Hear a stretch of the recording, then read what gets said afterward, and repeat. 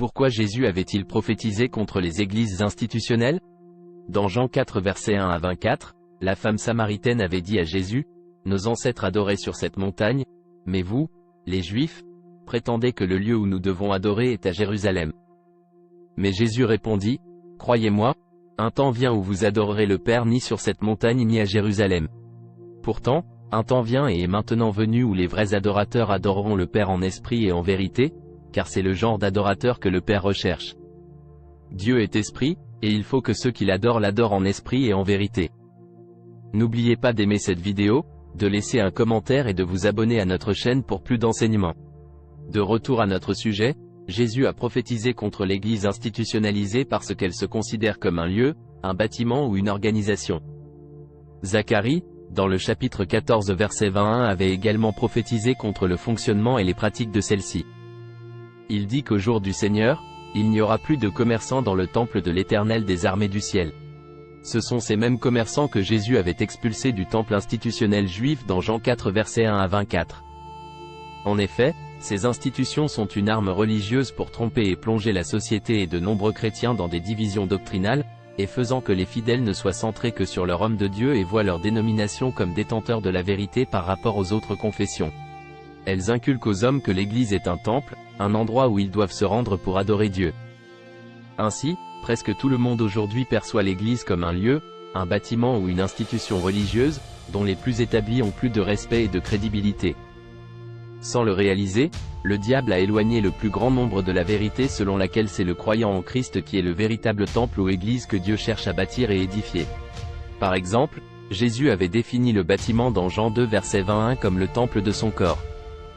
Lorsque les chefs du temple, au verset 19, lui demandèrent ce qui lui avait donné le droit de disperser les changeurs d'argent, Jésus répondit et leur dit, « Détruisez ce temple, et en 3 jours je le relèverai. » Ils répondirent, « Il a fallu 46 ans pour construire ce temple, et vous allez le relever en 3 jours ?»